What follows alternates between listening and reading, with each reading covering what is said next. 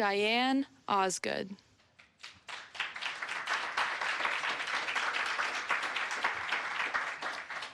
Good morning, everyone. I understand plenary broke a bit late, so other people might be shuffling in. We'll welcome them as they come. This session is about the S in ESG. S representing a wide range of social issues. ESG, as you know, is growing as a movement. This year, a Harvard Law study of global investors found that more than one in four global investors say ESG is central to their investment approach. And that's been increasing year on year. And in Europe, Europe continues to lead with more than 1 in 3 investors saying it's central.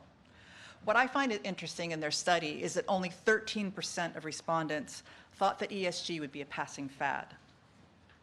Further evidence of ESG's mainstream include what I call the Dilbert effect. The ESG was featured in a weeks-long series of ESG cartoons, which is syndicated internationally. So yeah, ESG has made the funnies. On a more serious note, we know that there's quite a bit of pushback right now on ESG, and that this pushback is growing. Criticisms are on both the measurement of the E, the S, and the G, as well as the general notion that companies should concern themselves with anything about the bottom line. And that's a point I'll get back to in a moment. So yes, we have some improvements there are some improvements to be made on measuring E, S, and G. And as many of you may have heard yesterday in the special session with the chair of the SEC, we need to improve the truthfulness and transparency in reporting. And while the SEC is really focused on climate-related indicators and reporting, I want to extend his comments to across all of the ESG components. We need robust, truthful, and transparent reporting. And sadly, this also goes to compliance of current legislation. I was surprised to learn that tiskreport.org recently found that less than 50% of companies in the UK are fully compliant with the already existing modern slavery legislation, which, by the way, holds board of directors as the final level of accountability. So the basic level, there's still huge strides to be made in basic reporting and compliance on the S part of ESG. When I look across ESG, I put it in 3 really big buckets to break it down and keep it simple. The first bucket is how a company operates. It's like how it does what it does. It's the operations. Then there's the what a company does, what a company makes, what a company sells, what a company trades. Is it a purpose-driven renewables company? Is it a bank that finances local communities? Is it a company that is making products with known toxic materials? That's the what. And then the third bucket is how does the company go beyond its sphere of control and use its sphere of influence in society? That includes the CEO's voice, any lobbying that takes place. Does a company take a stand on a political or an environmental or social issue? Is a company showing up here at the CGI and making commitments and inspiring others to take action? So that's the third level. It's their realm of influence beyond their direct control. Now, of course, the S and the ESG and the other 2 parts of the ESG puzzle can be deployed and measured across all those 3 buckets. But today I really want to focus on the first, on the operations. This is because the S in ESG is critical to the bottom line of most companies. And this is a point that we'll bring out in the 2 panels later in a moment. But the fact that the S is critical to the bottom line is exactly why executives and board members have an incentive to understand and improve their company's performance in S factors.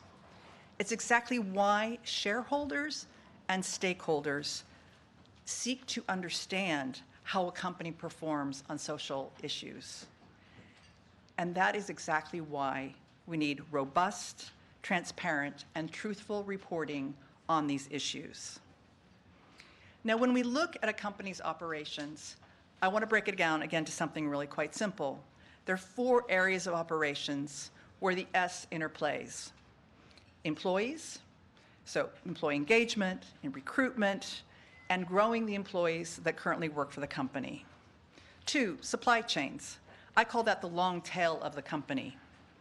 3, innovation, which also is related to resilience. And 4th, process efficiency and transparency. And here I also tuck in making sure you're actually in full compliance with existing regulation. One brief example to put this in perspective. Year to date, so September 2022, in the United States, already $357 million worth of products have been obtained by US Customs because they did not have the proper diligence, they were not properly tagged for full diligence regarding the origins and proof that the products were not made with forced labor. That is a 40-fold increase in products detained by US Customs in the last 6 years. So this is becoming an import-export issue, the need for due diligence on your supply chains.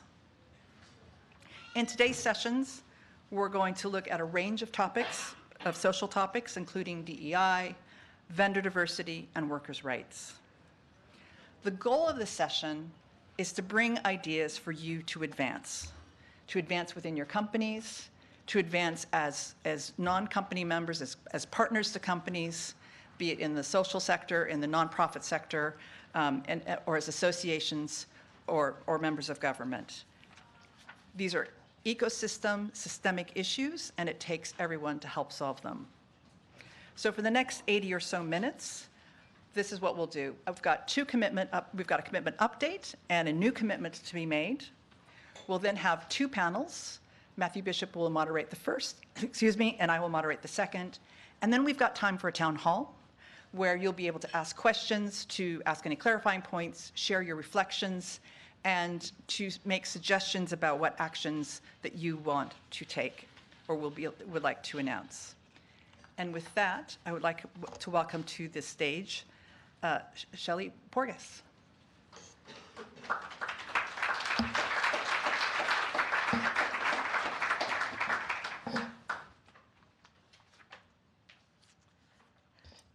Imagine if you developed a technique to build a human organ out of a patient's own stem cell.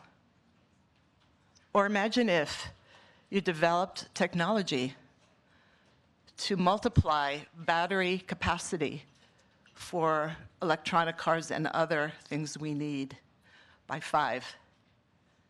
Or so many other innovations that we know that we need in our world. This is exactly what some of the women we know have done, and yet many of them have still not been able to raise venture capital. Good morning. I'm Shelley Porges, and I'm the co-founder and managing partner, along with my amazing managing partner, Sarah Chen, co-founder. And we are the founders of the $1 Billion Fund for Women, and also Beyond the Billion. And we are the first and largest consortium of venture funds that have pledged to invest, a global consortium, I might add, that have pledged to invest over $1 billion now into female-founded companies. And we will be telling you in a moment about how we've been doing apropos of measuring. But, you know, the really key point this morning, and I think we've seen throughout this event, and thanks to the Clinton Global Initiative for hosting it, there's never been a more exciting time to address our greatest global issues. Innovators worldwide are building solutions we could never have imagined just a few years ago, right? And increasingly, women are among them. In fact, in deep tech alone, one of the hardest, most challenging areas of innovation, and a recent study showed that over 25% of the innovators in the space that includes clean tech and ag tech, and includes life sciences and alternative energy and so many other things that we really deeply need innovation on. Over 25% of those innovators in deep tech were women. And in fact, when we look across the spectrum of other areas of innovation, we see even higher rates of women participating and innovating. And yet, even as capital flooded innovation last year, a really record year for all venture capital. Less than 3% of all that capital went to women, and that has been an ongoing challenge even as venture capital is flooding. And that number drops to well under 1% for women of color, who are also innovating in increasing ways. So the time is now, we feel, to fuel women-led innovation, and that's what we do. In October 2018, Sarah Chen and I, as I mentioned, my co-founder, launched the $1 Billion Fund for Women at the World Bank meetings in Bali as a way to mobilize venture funds to pledge to do more. And we thought it would take us a decade. Whoever imagined 1 billion in women in the same phrase, right? $1 billion. We did it in under 9 months. In under 9 months, we mobilized over $1 billion. Thank you.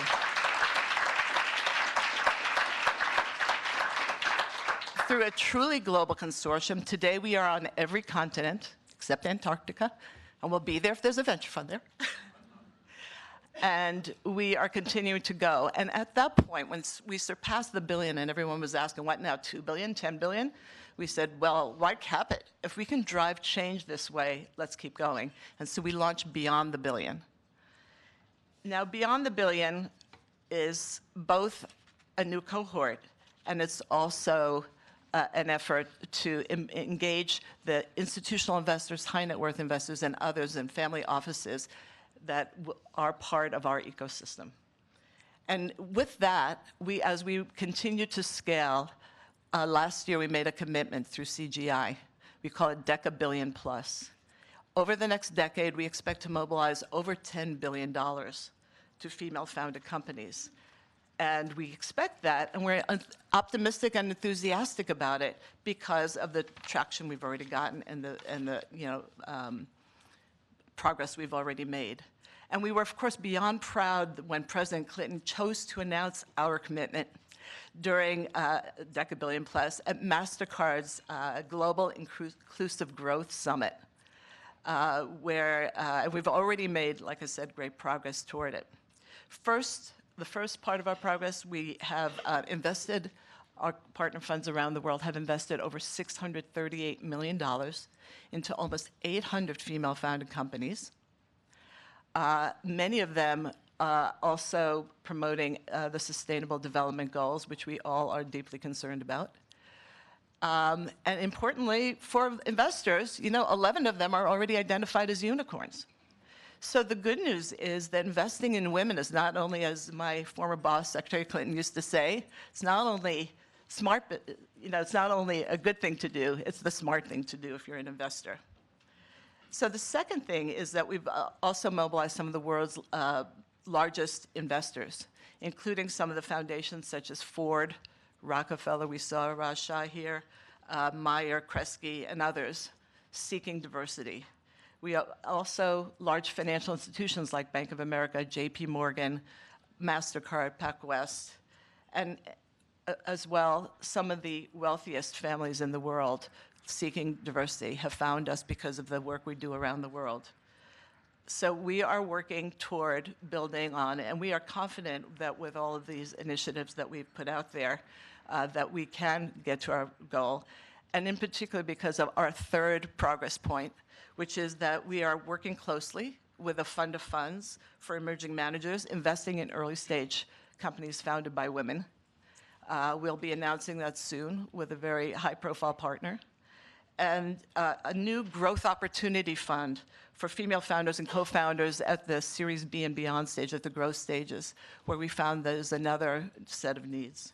So over the next years, we look forward to returning here and reporting out on this initiative. We thank you all for your interest and participation as you're here, and we hope that at some level you'll choose to join us. We welcome that. Thank you. Thank you, Shelley. And now, Rebecca Brown, will you join me from Tobacco-Free Portfolios?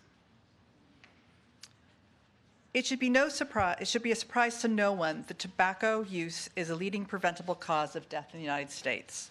Almost 500,000 people die annually from tobacco-related illnesses and secondhand smoke. And life expectancies are at least 10 years shorter for smokers than for non-smokers. Less well known, though, are the other impacts of tobacco. People who work in tobacco fields suffer in high numbers from green tobacco disease.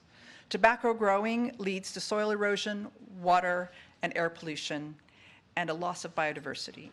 Manufacturing distribution creates millions of tons of waste.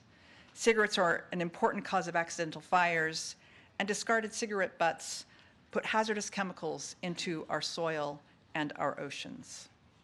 Tobacco-Free Portfolios is making a commitment today to reduce smoking and its impacts by eliminating tobacco companies' sources of capital and eroding their social license to operate. The organization's signature Tobacco-Free Financial Pledge, developed in collaboration with the UN, seeks to build networks of organizations that will not lend to, invest in, or provide insurance for tobacco companies. These commitments will seek to increase pledges committed assets under management by at least $3 trillion and engage with at least 20% of leading US financial institutions and endowments. Tobacco-Free Portfolios will undertake an awareness campaign about overwhelming sustainability risk and continuing to finance tobacco companies through its existing networks, at financial conferences, and through media outreach.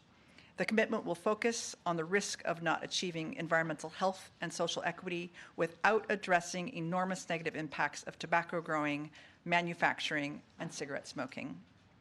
With cigarettes wreaking havoc on the environment and our health, along with every step of the product cycle, it's incumbent upon us to make it harder for tobacco companies to operate. Thank you, Rebecca.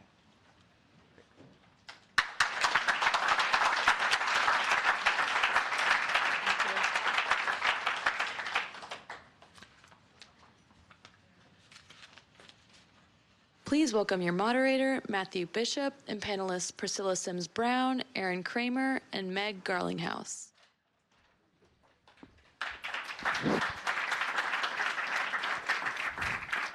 Hello. So I'll start while the panel comes on the stage. We're delighted to have a fantastic panel to discuss this very, very important question. I think as someone that's really focused on this area for many years, I think it's fair to say that there's been a lot of progress on the E, on forming a consensus around what we might want to measure and what's important. I think S, by comparison, is a best of dog's breakfast and possibly not that palatable. And so as we dive into it today, I'm hoping we're going to get some very concrete, practical insights from our panel as to how we can really raise S to the level of E over the next few years. This is obviously a fast-moving event. I'm writing out a book on this whole topic at the moment, and in the last 6 months, my title has changed from risk, return, and impact to politics, power, and profits, which may tell you everything about the way the world is going at the moment on the S front. But I'm going to start, Priscilla, by asking each of you, how do you define S in your company, and how do you think about this challenge of can we standardize it? Can we get a measurement that really is useful in terms of holding companies to account when they talk about S? Thank you. And I just want to say how wonderful it is to be in the room with a bunch of people who share similar passions and care about these things. It's just great. I'm grateful to the Clintons. So for us, I like the structure that Diane suggested earlier. And so we do think about it in terms of the inside and moving out. So first with our own employees, and Amalgamated Bank, you may know, it's a 100-year-old bank started by clothing workers who were immigrants to this country 100 years ago. They couldn't be banked, and so they started a bank themselves, and it was the Amalgamated Clothing Workers Union. I'm also really proud that in the 50s, one of our vice presidents got the idea that, really we shouldn't be just taking in socially responsible clients and not lending out in a socially responsible way. And he coined the term that we all now love, ESG. And so we sort of think of ourselves as not the newcomers on the block. We are social responsibility through and through. It's in our DNA, and it's what we do today. Thank you to the few clients here today who introduced yourself. I appreciate that. You are the evidence of what we do. So that's really, really important to us. Starting with our own employees, we are 60% self-identified people of color and women. We have a DEI plan that's well established. I'm proud to say we just hired a very senior person to help manage it, even in our small company. And I think it's really important to be authentic and honest with ourselves. There's lots. This is not a one and done thing. It's a dynamic process. You know, you start internally doing all the things you should do for employees and with employees, and then as they evolve, you do more and you do more. So we're on that journey. We also take it very seriously with our suppliers, and we take it very seriously with our customers. Our customers represent 6 segments. All of them are progressive, from political parties and candidates to continuing to care about workers' rights and work with labor, to philanthropies, to all of the economic justice areas, racial justice, justice for women. We leaned in heavily on big topics, including reproductive rights early on, and have leaned in very heavily on where we think financial services should play in this question around how do we stop this horrible epidemic in the country of guns and the disaster that's become. And so when it comes to sort of standardization and measurement, do you feel that's something you need, or you just need to be consistent with what I you do? I think companies are on their own journeys. I do think there are some areas that we can standardize, certainly around modern slavery, certainly around how we look at supplier diversity, certainly around what we do for and with employees, both existing and those we recruit. There's enormous standards that can be set around some of that. Others are really specific to the industry that you're in, and it's very hard to standardize that across all industries. But certainly there are standards we can set. Meg Garlinghouse of LinkedIn, you've been, I think, evolving quite fast as a company in terms of how you think about the S. Can you give us the highlights? Yeah, I think evolving quickly is maybe euphemisms. We're still trying to figure it out. But I think at the very biggest level is, LinkedIn's vision is to create economic opportunity for every member of the global workforce. So we really think about that word every and take it super seriously, that we have not built a platform that's just helping people born into opportunity, that we really believe in this mantra that 2 people with equal talent should have equal access to opportunity. So what that looks like in practice is we do a lot of work with partners, but we increasingly are focused on making sure we're measuring things, back to Diane's remark about making sure it's part of and built into the operations of the company. We measure the unintended consequence of every product and feature that we launch. And this is not, measuring products and features is not unusual. Every tech company does it. But what is unusual about what we've committed to is making sure that things that we're launching don't unintentionally benefit some people at the cost of others. So let me give you a really, really quick example of what that looks like. 4 or 5 years ago, we launched a really cool feature called the job referral button, that if you apply for a job on LinkedIn, we nudge you and we say, hey, Priscilla, we know you know someone at Google.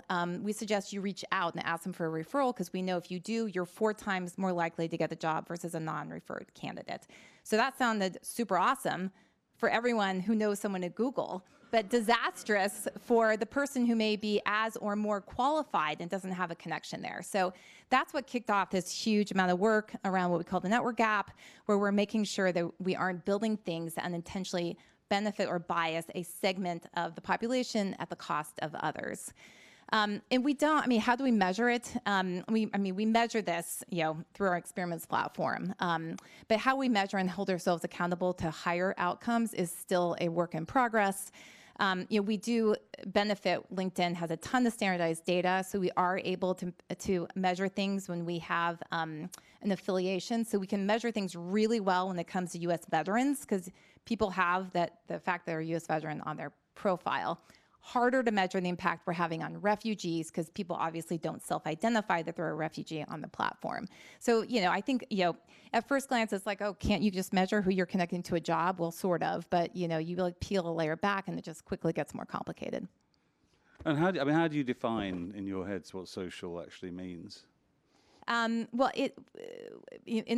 because we try and leverage what LinkedIn does best as a company, in ours, it's mostly defined around connecting people to opportunity. But there's a bunch of other things behind that too. It's our commitment to trust, to equity, to sustainability, and to our employees who increasingly have become a louder voice in the choices we're making. A quick example of how we work with our employees to help us on this journey is we have this great signature program called LinkedIn Coaches where we connect employees to a professional-facing barrier to have a career conversation. And in doing so, those employees become more empathetic, better designers, researchers, salespeople, product managers, to make sure that when we build a product, it works for the community college student as well as it does for the Duke grad. Great. Now, Aaron Kramer, you've been leading BSR for many years and have seen this whole ESG area evolve, and we were talking earlier, and I think you share my view that there's still a lot of uncertainty about what exactly we mean by the S part in particular. I mean, where do we stand, do you think, now in terms of getting the definition clearer, moving towards some kind of consensus as to what should be measurable and disclosed and held to account for, and what seems to be more about individual companies and their own journeys? Thanks, Matthew, and delighted to hear the comments from my fellow panelists, and thanks to CGI and former colleague and still current friend, Diane Osgood. Hi, Diane. Society's messy right now, to state the dead obvious. And I think this debate is reflective of the fact that a lot of people are feeling very vulnerable economically, very concerned about the fragmentation that is pulling us apart as societies, lack of equity, and concern about democratic institutions. So things are fraught. And if you layer on top of that, climate change is actually, I would argue, fits better, as well or better in the S category, if we want to play the categorization game, as it does in the E, because the impacts, the human impacts of climate change, that's why we care about it. That's why we care about it. And the impacts are profound. You don't want to be in Puerto Rico, Alaska, or Pakistan this week as a clear example. The rise of technology, and I think, Meg, you spoke about the very thoughtful things LinkedIn is doing, but people's trust in technology has collapsed, and a lot of people have concern that it's pulling us apart and creating the divisions and so on and so forth, in addition to the evident benefits that we see from it. So I think the terminology in some ways is getting in the way, and I'd love to try to reframe the discussion a little bit, because in my view, we are really in need of a new social contract that updates the way we think about the intersection of business, government, society, all of us as citizens. And for my money, no pun intended, you've got the need to ensure that value is defined as benefiting all people, not only a small segment, not only shareholders, but broader society, that we need to think differently about workforce development, which is beneficial to me as an employee and beneficial to company that needs a nimble and capable workforce in a time of great change. The social safety net that gives us the security to innovate and take risks, which we all want. And those are things that need to be updated, but have always been present. They're two new bits. So how do we think about the impacts on people and communities of the shift to clean energy? Crucially important. The fossil fuel driven economy has hurt a lot of underserved, underrepresented communities. We can't make that same mistake. We've got an opportunity to turn that around.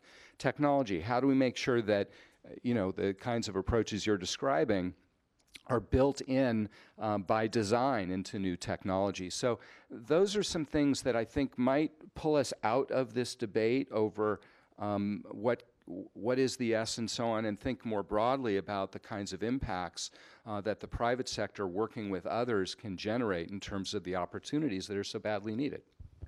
I guess we don't really want to get into a big debate about acronyms and how many letters there should be in, but there's obviously a move out there to say, let's break the employment and workforce issues out of S and create this sort of E, a second E category. And I mean, because then you can focus more on the outward social dimensions and then the health of your workforce is a separate issue. I mean, what do you think about that, Priscilla? Honestly, it feels like semantics to me. I do understand the point. I understand the point that these issues are so important, they're not getting enough attention. We talk a lot at Amalgamated about the intersectionality. Thank you for bringing up the underserved communities and the impact that climate has on them. I mean, we certainly talk about all of those things, modern slavery. I mean, it's all important, right? And we should all be doing what we can where we can. And what about in terms of, is there a dividing line between what creates real value for the enterprise and what's more about taking public positions on issues? Luckily for me, that debate was somewhat settled when I got to Amalgamated a year and a half ago, and that's because we are a B Corp. We state to our public shareholders as well as every other constituent that we are balancing the interests of all stakeholders, and we have the ability to do that. Now, I recognize that to be a luxury. Not every publicly traded company can do that. They have an explicit commitment to their shareholders, first and foremost. We think that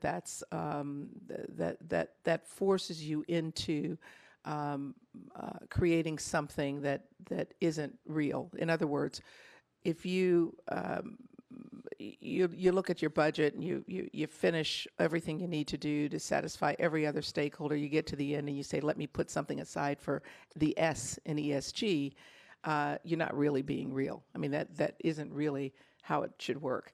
And I think that there are organizations that get sort of forced into that by their construct. We don't have that. Meg, do you share that view? I 100% agree with Priscilla. If you guys read Paul Pullman, Andrew Winston's new book, Net Positive, it's so good. There's an HBR article that does a great job summarizing it, but he has this one crystallizing sentence, which is the world better off because your company is in it? And if we can all kind of align around that, rather than getting ourselves spun up in this ESG debate, I think we'd be better for it. There are a lot of companies who have great ESG reports who I think we can all agree that the world's not better off because they're in it. And so I think we've kind of gotten distracted by these acronyms at the cost of what really matters. So, I mean, there's been this, I guess, quite a strong backlash against ESG, and it seems to me to come from two different, almost opposite directions. One being the people that have been trying to think about and campaigning for better corporate performance on social and environmental issues for a long time, who feel there's a lot of greenwashing, social washing going on. It's not deep enough. We need to go more focused on impact. And then the other end is the sort of anti-woke capital brigade that basically think the whole thing is a load of hogwash and should be abandoned and is bad for business. How do you simultaneously, sort of navigate those two pressures? And have you, I mean, Erin, have you seen CEOs start to sort of become more cautious and so forth, particularly since Disney lost its tax breaks for standing up for gay people? Yeah, and I would add one additional factor, actually, which is just economic headwinds, inflation, concern about job losses and so on. So there are macroeconomic headwinds as well. I think we have to take each of these things on its own merit. So there is skepticism in the world because of the gap between stated ambition and delivery. If I'm sitting watching, streaming something and I see ads about corporate commitments on climate, and then I see the news about what's happening, it doesn't make sense to me if I'm a person who's not strongly for or against climate action. It just doesn't add up to the average person, and so there is that gap, and I think we need to narrow that gap. So that is a provocation that is, I think, valuable, and I think important to heed and pay attention to. When it comes to the weaponizing of ESG, calling the U.S. Chamber of Commerce a woke institution, it's laughable. That brings Thank woke you. into disrepute, That's doesn't right. it? Really? Thank you for laughing. It is laughable. It is absurd, but it is very real. And I think, here's my view. I think a lot of companies are taking a careful approach to this, not wanting to inflame a political debate, taking it back to first principles. So when the Supreme Court ruled reducing the EPA's ability to take action on climate, I'm trained as a lawyer, I thought to myself, well, this is one case where the Supreme Court actually isn't the final authority. Science is the final authority. And so businesses are saying, let's go back to first principles. There are reasons why we're focused on climate. There are reasons why we're focused on DEI. There are reasons why we're focused on human rights. And there are reasons why we are focused on the diminution of our democratic institutions. So that is in the interest of business in a sense. So for me, it's about how you take that on, not whether. Because if you don't take it on, the business environment, let alone our social well-being, is going to be seriously diminished. And you touched on the Supreme Court. I mean, Priscilla, back to you. I mean, on Roe versus Wade, a lot of companies have tried to figure out what the right thing to say is and do is. What's the consensus that you're seeing emerging? Consensus among companies. I don't know that I see a consensus among companies. What I am pleased about, what I'm excited about, is the number of companies that did as we did, immediately came out to say, look, if this is going to be effective in 13 states immediately, we're going to make sure that any employees we have, any dependents of those employees have access to reproductive health care. And if that means flying them to another state, paying their costs, the cost of a companion to come with them, their child care costs back at home, we'll pay for those things. We'll also contribute to a fund that enables those who don't have access to employer funds for these kinds of services to get them. I still worry.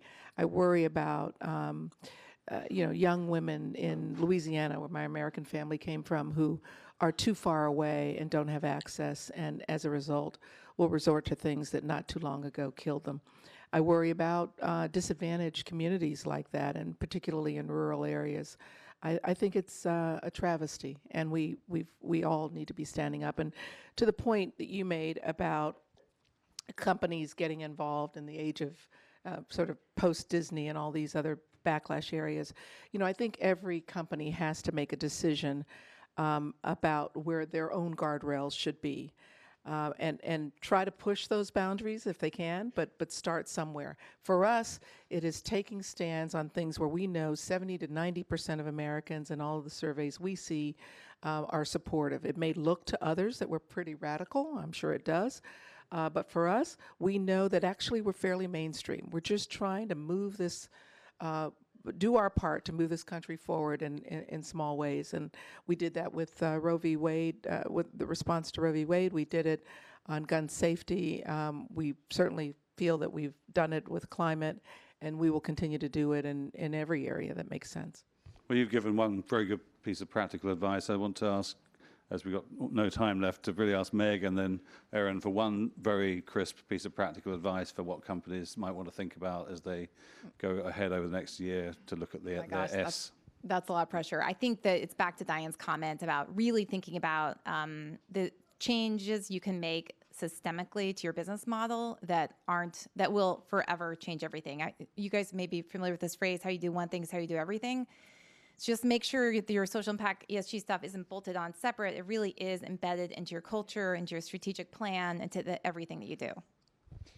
Certainly agree with that. I would add that the growing disconnect, and it was already big, disconnect between what companies are saying and doing and what many trade associations are saying and doing, that gap has to be narrowed. It is creating a lot of corrosive results on the political process, and I think it's opening individual businesses up to charges of hypocrisy, quite frankly. So I'm not sure the trade associations are serving their members particularly well. Yeah, I think, and just to wrap up, I mean, from what I've heard, we're not yet close to being able to standardize S in the way that we have done with E, but I think we can and to your point about being a B Corp, I mean, I think moving the discussion to a much broader discussion around what is our social contract, and then expecting companies to be held to their account to their own narrative around that, and really pushing them on things like, as Paul Polman says in his book, their political strategies, what lobbying they're doing, what taxes they're not paying, and all those sorts of things. All those things seem to be needing to get companies to at least tell their own story and set out their own policies and be transparent about what they're doing. Anyway, I'll probably write about that in my book as well. But anyway, let's thank the panel for a really, I think, practical and stimulating conversation.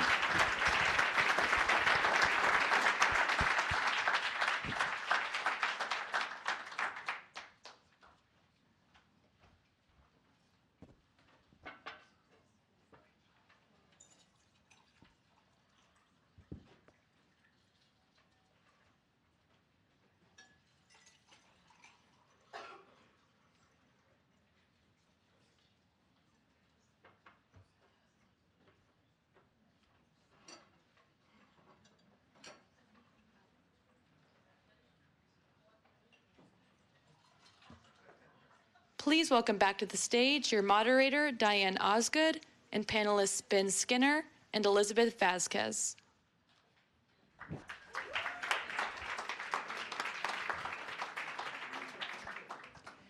I didn't say this before because I had my glasses on. I couldn't see everybody. It's so great to see a full room, and it is so tremendous to see wonderful old friends and colleagues. Many of us have been doing this work for decades, and it's fantastic to see you all again, and also to see all the new faces as this issue has grown in importance. We've got a great two people to chat with today who are real experts in some of the nitty-gritty and some of it pretty grimy and some of it very wonderful parts of company supply chains. And I'm going to open up with you, Elizabeth. We're not going to comment on the color choice of wardrobes here. I'm being in the middle of being gray.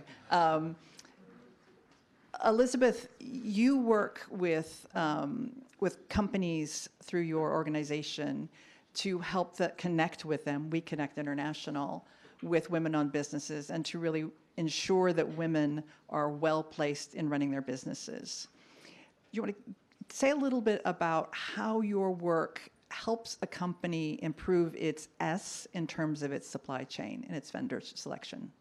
Thank you, Diane. Thank you, Ed and CGI. It's a wonderful opportunity to have a conversation about the S and how do we make this. I don't know why we're so got to demystify the S. I mean, at the end of the day, we're really talking about how do we ensure that we are doing good by the societies and the communities we serve. And We Connect International was created by many of the companies here today, like Procter & Gamble and others, and they were asking the question, how do we spend our money? And does any of our money go to the communities we care about? And how much of that money goes to those communities? And so a lot of them in the United States had been using supplier diversity and inclusion to be able to find diverse suppliers, not just women-owned, but ethnic minority-owned, LGBTQ, people with disabilities. There's a lot of different ways to look at the communities that we care about, but that are not contributing significantly to our value chains. So they created We Connect International to go out and find the women business owners of the world so that they had access to all of the world's best suppliers, not just the 1% that they were spending with women-owned businesses, even though women had a third of the world's businesses, owned a third of the world's businesses. And so it was really an issue of finding the best suppliers and making sure that they were making the invisible visible. Thanks. And Ben, you started off as an investigative reporter. You come from a long line of abolitionists in your family, starting with your great-great-grandfather.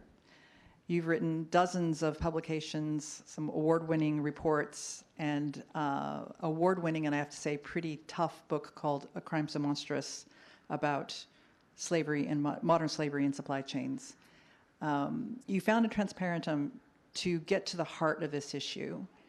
Can you give a few words? Can you help folks understand why you do this and how your efforts help a company improve their S performance in supply chains?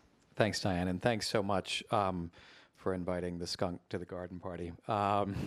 My 4-year-old asked me this morning why I was wearing a suit, and I prompted a conversation about what I actually do. And I said, well, I look at the people, I talk to the people that make your clothes, and not just the people that make your clothes, but the people that are spinning the yarn, the people that are picking the cotton, the people that are running the cotton gins. And I want to get a sense that of their reality.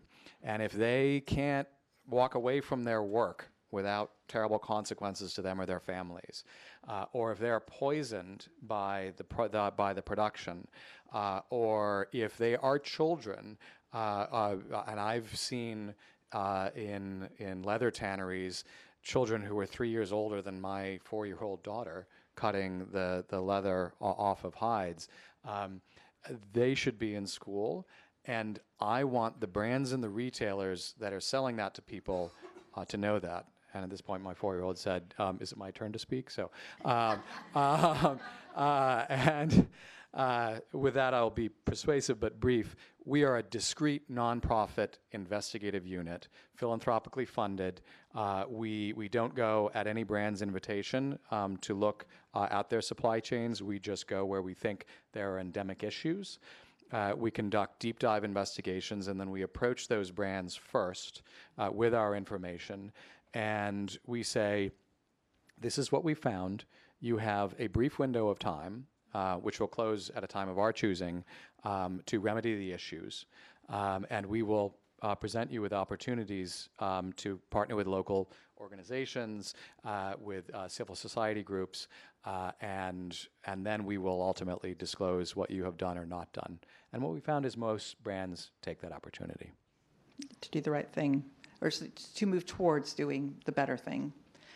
So a large area of the criticism is around measuring, right? Measuring impact, measuring, what a company has done. And I'm fairly obsessed on when it comes to measurement, that what gets reported is the measurement of the impact. I don't really care about the input.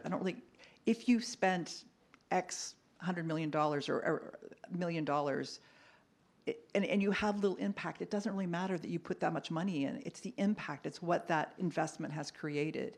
And the same goes for S initiatives, so to speak, within a company. I want to understand the impact, not the input, and preferably not really the output, because there is a difference. I'd love to hear from you first, Elizabeth, about how you've seen, what impacts you have seen, and if you have any insights to share on how companies have boiled that down to some sort of measurement that they can truthfully and transparently report. So for me, it's really simple. If you're looking at how does power work, money is just a way it's literally a currency to trace how power works, right? And so if women in other communities we care about are invisible in global value chains, they're not earning that money, then you really have to try to understand who's making the money, who's spending the money, and why are we not thinking very critically about how we spend our money? And does any of that money go to the communities that we care about? And so we find, and the reason I'm obsessed with the role of women as business owners is because it is one of the single fastest way to move billions of dollars into the hands of women, who in turn hire people, take care of their families, and reinvest in their communities. It is I think if we look at governments, they spend over $10 trillion a year on products and services. So if we move 10% of that, that would be $1 trillion into the hands of women, who in turn would decide how to spend that money. And so it's that ripple effect. It's how those communities spend that money that has that measurable impact. But they have to be connected. You have to connect the supply with the demand. And right now there's a massive, massive market failure. I said it's 1% of the spend is going to women-owned businesses, even though they're half the population and owned a third of the private businesses. So if we want to have impact, you have to look at who are those individuals who are taking the risk to own businesses that create jobs, who deliver solutions to the problems that we all face, and then reinvest it back into their communities. So let me guess, Elizabeth, you would love in a report to have a company transparently report what percentage of their spend to vendors and in the supply chain goes to women-owned businesses. 100%, but it goes beyond that. So it's one thing to say this is how much my company or my government or my multilateral, we work with the World Bank and the UN and the IMF, how do they spend their money on their prime suppliers, but it's also how do your suppliers spend that money? And are you asking very simple questions? If you win this contract, how much of this is going to go to the communities that our company, our organization, our government cares about? That is a massive ripple effect, and it's money that these businesses earn, they keep. They don't have to repay it, they don't lose equity, they've earned that income. So yes, there's massive. So it's measurable, measurable. set goals against it, and it's actually getting towards impact, not just input. Yeah. Great. Ben, one of the big nuggets I think yet to crack is quality of data, right? Where does the data come from? When a company says, we've done the work, we're fairly confident that we don't have labor abuse in our supply chains. Can you expand on how a company measures and how a company reports, but most importantly, where are they getting the data from? It's a good question. And one of the most exciting things in our work more recently is the regulatory environment that you referred to earlier has driven an understanding of what I've been proselytizing on for dating back to when I was writing for Bloomberg. You may not be interested in transparency, but transparency is interested in you. And there will be an increasing imperative to report not only what your suppliers say that they're doing, but what they actually are doing. And that is that goes well beyond what the current regime of rating agencies, I think, puts out there, which is largely news stories at best, but generally company disclosures, self-disclosures. Without independent investigation of what your suppliers are actually doing, you don't really know. And I think the Uyghur Forced Labor Act has driven this conversation, particularly around those that are supplying apparel out of China. The increasing legislation that is happening, the European Commission just submitted its long-awaited proposal for required human rights due diligence.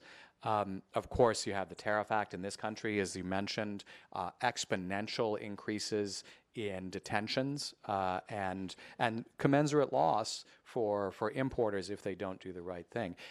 From an investor perspective, one of the most exciting things that we've seen is inbound inquiry. Help us get real data. We're paying $1 million a year for this rating service, and it doesn't tell us anything. Anything material or anything actionable, and so I think there's a real opportunity to drive transformation by investigating your supply chains. First and foremost, mapping your supply chains, disclosing the mapping of those the map of those supply chains. To your point, it covers a whole range of issues and will respond to investor demand. And second, reforming where necessary those supply chains. I just want to underscore the importance of mapping your supply chain and mapping it down multiple tiers. It's a surprising number of companies really, really struggle with this. In fact, very few companies can map or transparently report on mapping past tier 2, much less tier 3, when in essence, a lot of the trouble starts much further down the supply chain. So the first thing, I think we spoke before this panel, we all agree, mapping is such an important first step. And when it comes to, you've used this, investigate what's going on. What's the role of workers, the voice of the worker, and what's currently happening to bring the voice of the worker as a mechanism to validate the insights about what's going on in a factory, in a manufacturing site, that the company can then action on and possibly report against? From my perspective, the voice of the worker is the most critical piece of evidence to understand what's going on. And without credible, independent, and trustworthy platforms to develop that worker voice, to understand that worker voice, you won't really know what's going on. That's hard to do. We recently did a cross-cutting report on audit deception, which we didn't go in looking for in all of the factories that we investigated, but in every one of the factories that we investigated over the last 7 years, every single one of them, the audits were gamed. They were gamed by motivated parties on the other side that had a key interest in making sure that the brands and the retailers that were buying from those factories didn't know the true story. And we were able to go in, again, without any invitation from the brands or retailers, and get the real story and document it at scale. This is eminently doable, but it takes a complete rethinking of the entire auditing industry. And fundamentally, it has to have two things: worker voice at the core and audit transparency. Disclose those audits. Great, thanks. Elizabeth, how do you verify it so that companies know they're actually buying and that their suppliers are also engaging with women-owned business? So our member buyers have defined the standards of at least 51% owned, managed, and controlled by one or more women. That's the same standard that's used for LGBTQ, ethnic minorities, people with disabilities. That's really the only definition that ensures that if the CEO of a company stands up and says, we buy from women or a particular group, that that money actually goes to that group. So the certification process is extremely important to know that with all this effort in support of ESG and building better companies, more sustainable companies, more inclusive companies and value chains, that at the end of the day is what we're actually doing. And so that need for transparency, the need for all of us to collaborate, work together. And this transparency is starting to happen whether we like it or not, to your point. I mean, consumers have access to so much more information about our value chains, and they're starting to hold us all accountable. And we can no longer just say, well, that is a supplier to my supplier to my supplier. So it's not, I don't know what they're doing with labor or how they spend their time and money. Increasingly, it's happening from multiple directions. And so I think that now is the time, before it starts to be even more regulated, for the private sector to continue to take a lead and demonstrate that this is something that is a good business process for them to have this kind of focus. Yeah. And indeed, transparency in supply chain legislation was built around the notion that consumers can use the information so that they can make better choices for themselves. I mean, the core of that first landmark legislation 10 years ago, this January in California, is to provide consumer information. So it's a Consumer Information Act, more so than a companies clean up your act, so to speak. Now, we're currently operating, we all know what's happening economically, the hard times we've come through with COVID, high inflation. What's going to happen in a recession? Yep. So I think there are a couple of historical trends to note. One, when economic downturns happen, the kind of legislation that we see now heavily enforced, increasingly enforced by Customs and Border Protection, comes online. The 1930 Tariff Act happened, of course, at the outset of the Great Depression, and I think you're going to see an increasing amount of legislation that may be driven by a certain degree of protectionism, but has the effect of requiring disclosure of overseas abuse. B, I think companies that have longer-term strategic relationships with their suppliers, ultimately, in moments of crisis like this, as we saw in COVID, they do better. They weather the storms better. Investors who have a portfolio that is well balanced on ESG, the numbers are very evident on this. They face less volatility.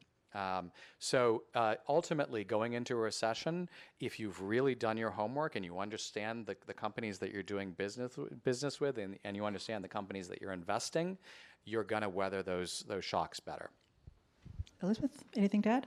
Yeah, I mean, I think one of the biggest lessons we had from COVID is the precariousness of our value chains and the theory that we should be consolidating and we're better off having fewer suppliers and bigger suppliers. But those suppliers sometimes were based in one country that we didn't have access to sometimes during COVID. So the ones that diversified literally embraced diversity and inclusion and diversified their choices so that they had as many options of supply of products and services. Those are the ones that did better.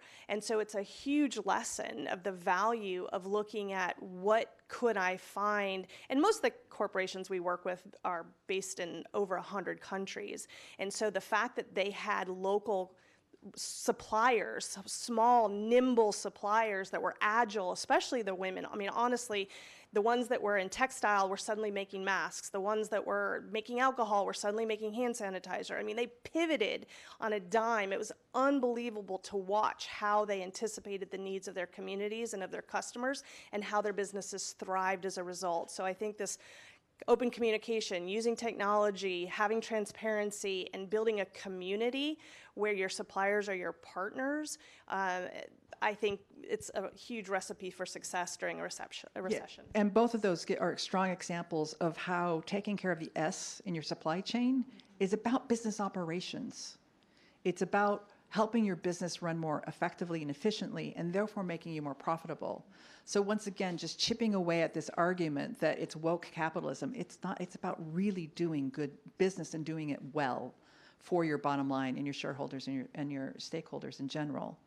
Now, in our last couple of minutes here, I'd love to hear, what would be your call to action for companies and also for nonprofits and multilaterals represented in the room. Elizabeth, you want to start? Join the We Connect International community. They are incredible champions. There are several people here in this room that are a part of it. They're leading on this movement. Be thoughtful about how you spend your money.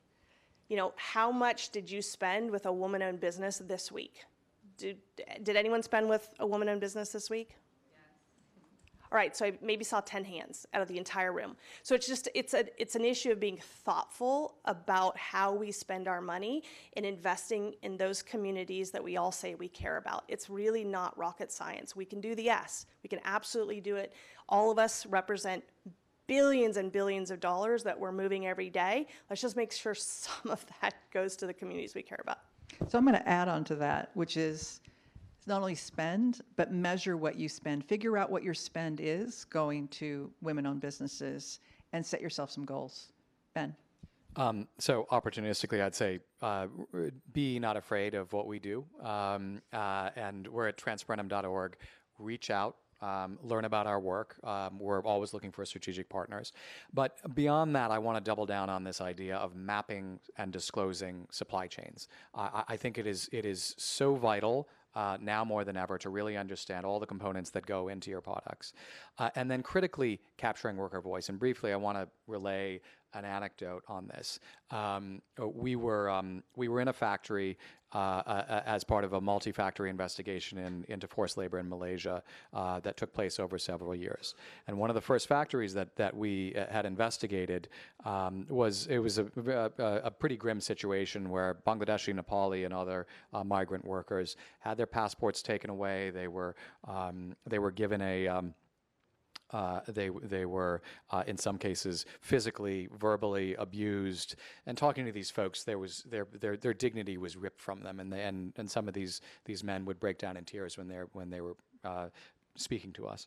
And after we engaged, the supplier in question put for the first time ever a grievance mechanism in, and we never learned what was the calls that were coming in over that until I was at another international conference, and the head of sourcing for a very large retailer, let's say the largest in the world, came up to me and said, "Hey, you didn't know we were in that factory, but we had a sub in that factory, and I've heard those calls that came in." And this was after the corrective action plan had been put in place, and millions of dollars went back to that factory and other factories, to these workers who'd paid these exorbitant fees and gone into debt. And the calls were prayers of thanks. And that had this hard-bitten sourcing guy in tears. And I think that fundamentally is why we do what we do, because all of these people who make our clothes, they sacrifice for us.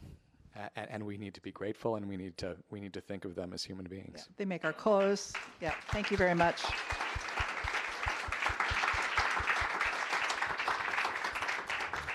Thank you very much. We're going to have you stay, and we're going to open up to some questions.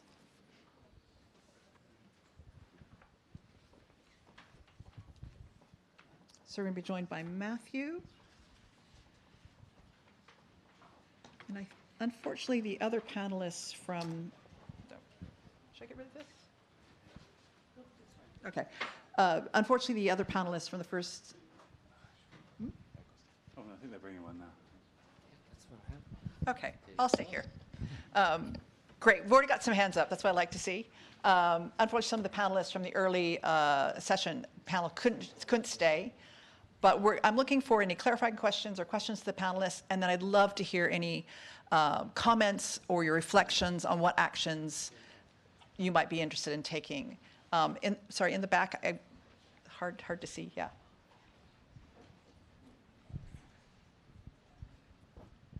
Hi, my name is Rita Soni. I'm with Everest Group. We're a market research firm in the global technology services industry. We just made a pledge to increase impact sourcing work across the globe to reach about 500,000 people. And my question is to Elizabeth. While I very much support the idea of intergenerational wealth and women-owned businesses, my question is, how do we evolve supplier diversity conversations to include thinking about DEI within the suppliers? And for me personally, or for our commitment specifically, the I in the DEI, and really thinking about inclusion. Yeah, it's interesting because in the U.S. it was very much focused on supplier diversity, but outside the U.S. it's supplier diversity and inclusion.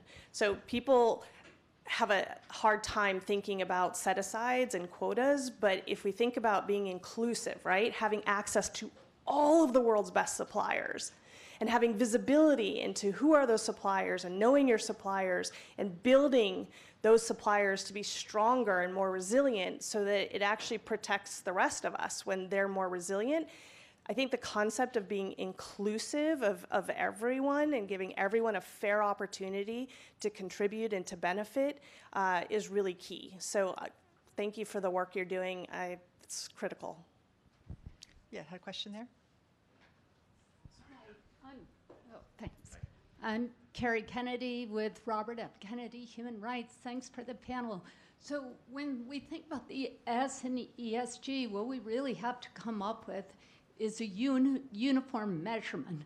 That's why the E is so successful. There's a lot of complexity with climate and with environmental issues. But they said, we're only going to measure one thing, and it's something an accountant can get a hold of, which is carbon footprint. So the problem with the S is we're all over the map. And my question for the panel and for everybody else who cares about this is, what is the one measurement we can give accountants for the S so that we can have the broadest impact going forward? Thank you. So I'm going to jump in and say I actually disagree that it's one singular measurement for any aspect, including environment, because whilst greenhouse gases is a great measure and it's a great goal to reduce, it's not the only factor in impacting the environment. And I think similarly, there's a big challenge on boiling it down to one factor on the S. Matthew, do you want to take that question a little further? Yeah, I mean, I think we're some way off getting there. I do think you could have a ratings system, that would combine a number of different measures into something that told you which companies were performing well on social and which were not. I mean, I think certainly the workforce disclosure report movement that's starting to pick up, I think we'll get a lot of new data about workforces, about whether people are earning a living wage or not.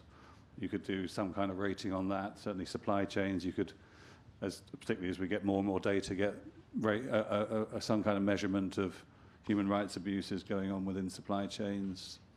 And then on the broader kind of social contract stuff, I think that's always going to be hard to measure.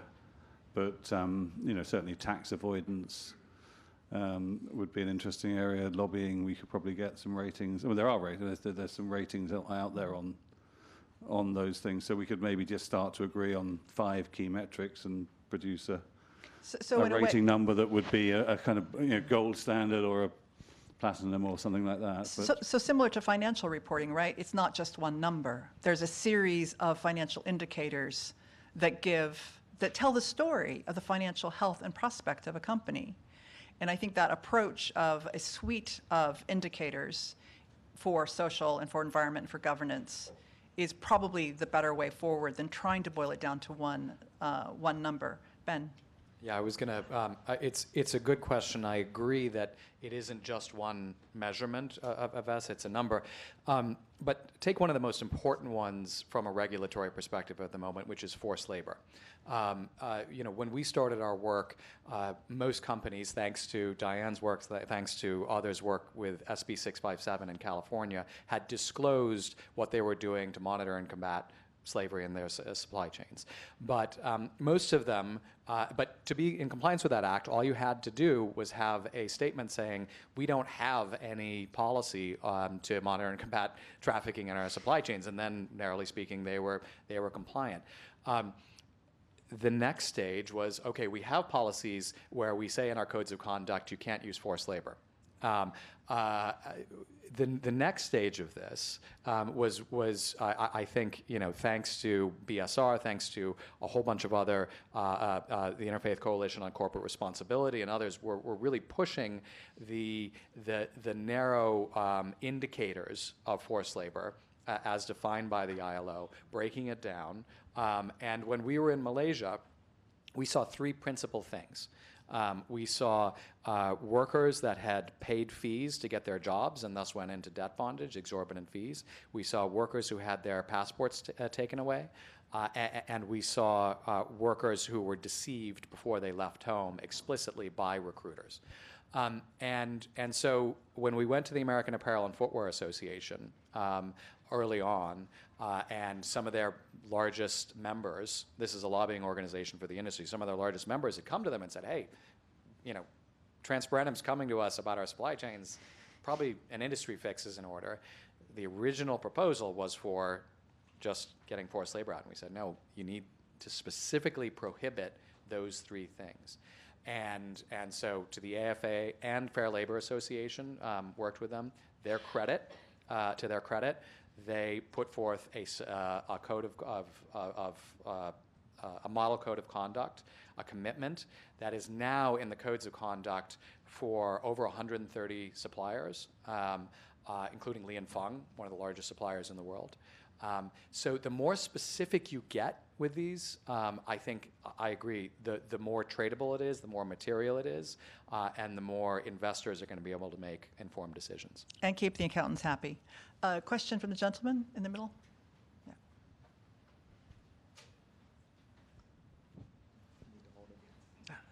Good afternoon. My name is Joshua Pollard. I lead a mission-driven investment firm based in Pittsburgh, Pennsylvania. This is my first time at CGI, and I'm just grateful to be here.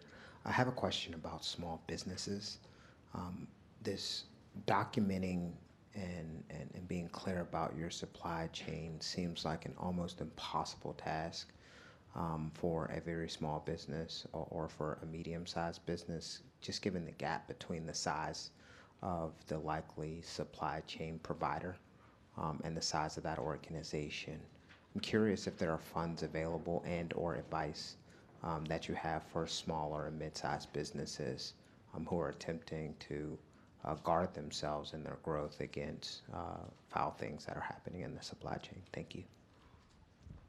Any comment there? I can pick it up if you want to. I mean, certainly we work with women-owned businesses in 135 countries, and most of those women-owned businesses are very conscious of who they're buying from. And you can use a spreadsheet especially because small businesses don't have a lot of suppliers. They are able to build some relationships with those suppliers. And then the larger ones, there's a lot of tools out there, a lot of literally, supply chain management software and companies that help you to get to know your suppliers, and there's background checks that you can tap into, there's reporting you can tap into, there's a lot of internet information that's out there, but a lot of it's just relationships, right? At the end of the day, part of what we're trying to do is demystify supply chains. It's, do you trust the person that says they're going to give you something, a solution, a product or service, and on the other side is, are you going to pay me? So it's about relationships, and so I think it's worth spending the time to get to know suppliers regardless of the size of your business. Just briefly, from our perspective, we've engaged with over 100 companies at this point, all in the apparel industry, which is the first industry that we focused on. And these companies range from quite small to mid cap to some of the largest in the world. And what we found in a single factory is that very large publicly listed companies oftentimes would not have the best response. Those that had the most leverage over the supplier oftentimes were the smaller to medium enterprises that had developed a longer-term strategic relationship with the supplier. And in those cases, it didn't take necessarily a lot of money. It took talking to the other buyers. It took leadership. And saying, hey, listen, we're going to do the right thing because ultimately this is our brand. And so I don't necessarily think it has to be terribly expensive. I think it takes leadership. Okay, next question. Okay, I'll get you next. Okay, thank you. Roxanne Mankin-Kaysen. I'm in the garbage and satellite business, but I was in a conversation with Moody's just this week, and we were talking about the S, and I think her job is to figure out all of the ESGs, et cetera. And the big area they have the most trouble with is the consistent denominator of what is S. And when you're rating a company, and you're conscientious about trying to make clear representations, I think the kind of work that you're doing could go a really long way to easing the understanding and the definition of what's meaningful to advance whatever the strategy is. And I think you have to look at multiple strategies for different companies. But I think there's an energetic about and a curiosity and a willingness to try to play by the new rules, but it's a new game. And so for people who are into finance, you're looking at the numbers and how you do conversions of social to monetary so that a shareholder will feel confident that the company's making money but doing it in the right way. I think there's a lot of work to be done. But it sounds to me like you're getting closer to being able to get some meaningful definitions that would be helpful to monetize. Again, I think it's a remembering that this impacts operations. And so maybe what it is a translation into this is how it impacts our operations, because we have the financial indicators for those operations. And it's just moving kind of upstream in our thinking. So that's a good comment. Anyone want to jump on that? I think the journey that Just Capital has been on is worth looking at, because I think they have really taken an industry by industry approach and tried to consult the US public on what they think is ethical behavior in each of those industries, and then to take that framework and go and look at the data and see what it says. Now, I think if that was replicated at a global level and we got the sort of avalanche of new data that we're hoping to get, that approach will become more and more valuable in terms of at least embedding S in a consistent framework, I think. So, I mean, they may not be ultimately the organization that delivers it, but I think they've come a long way in their thinking and are worth looking at. That's a great example. Just, did you want to add? Well, just that we're doing a lot of work with Moody's, so it's good that you're having that conversation. They're actually in the process of building an ESG tool to help their clients measure and understand what's happening in their value chains. We're doing trainings with them of women-owned businesses in Asia, Africa, Latin America, and Europe to help develop the capacity of the women-owned businesses to have better creditworthiness. But part of the new conversation we're adding into that is how do you become an even better ESG company? And I think the reason they're investing in the women-owned businesses is they're finding that most of those women-owned businesses, for whatever reason, are really strong. It's built into their business. They tend to build businesses that do no harm. And I'm generalizing, obviously, but they tend to build businesses that do no harm and are good on the environment. And they tend to be really socially focused on who they hire and how they promote and the benefits that they offer. And then on transparency, a lot of governments try to bring women into places where they haven't been, because when you bring in that new group, they tend to not want to do things in the deal flow, sometimes corrupt ways that have been done by others. So there's a lot of reasons why I think Moody's is investing in this space, and they're going to be a good partner for you.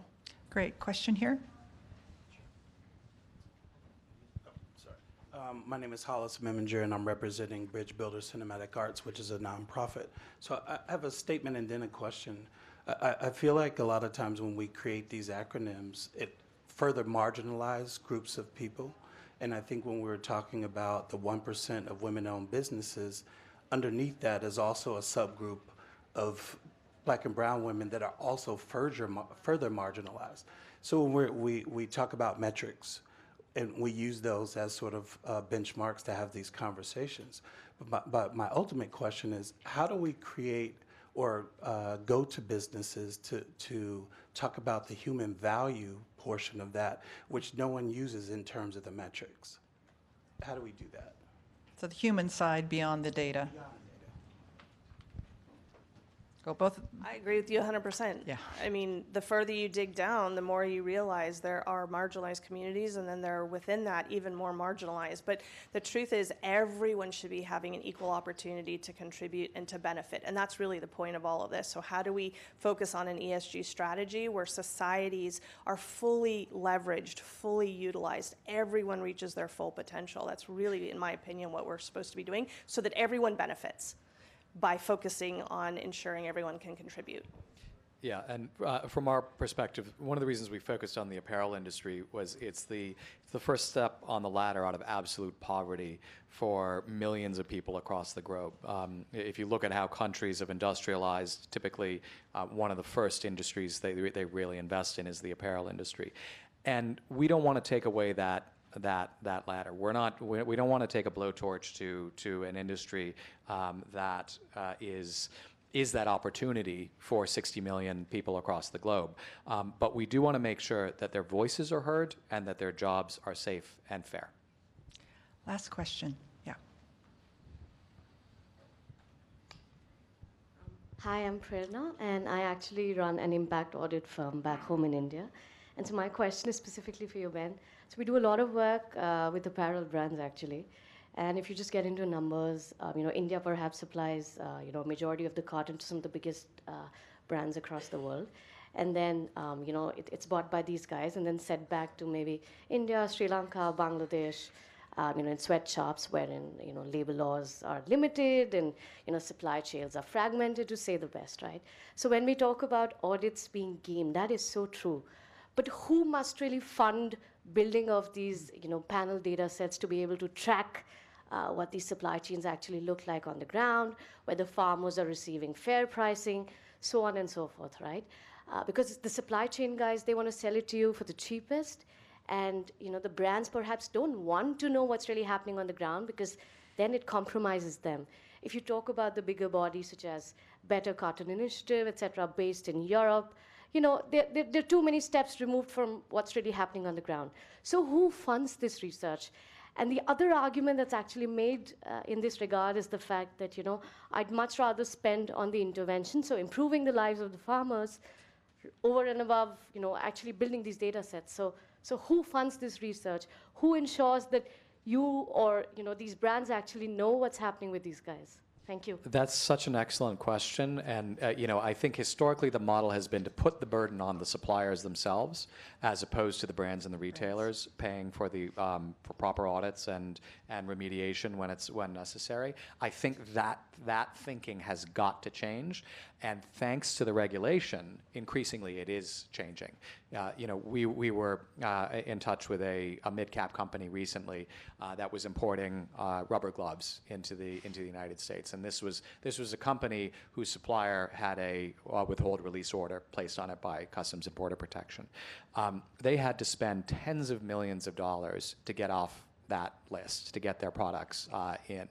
Ultimately, it would have been far more cost effective, and this chief procurement officer was very open about this, far more cost effective to spend, $1 million, $2 million and do that work upstream. So I think that's my message. Yeah. So it's recognizing the opportunity cost and ensuring that the brand recognizes the opportunity cost of not investing in good data and good audit processes.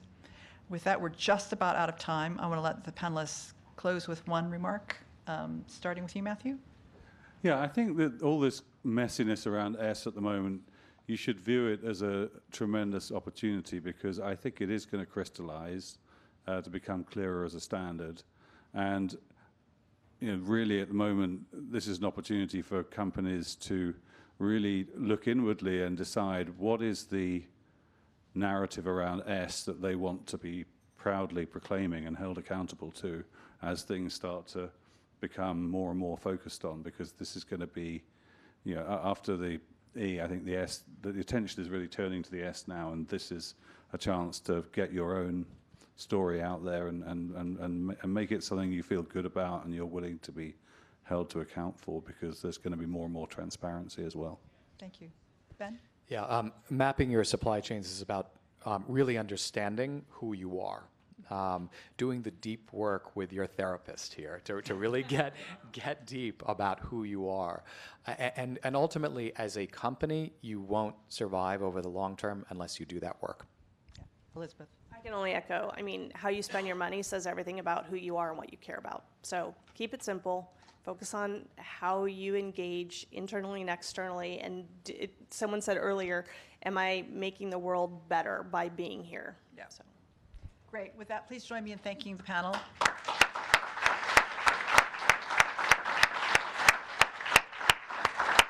Thank you. And that concludes our program.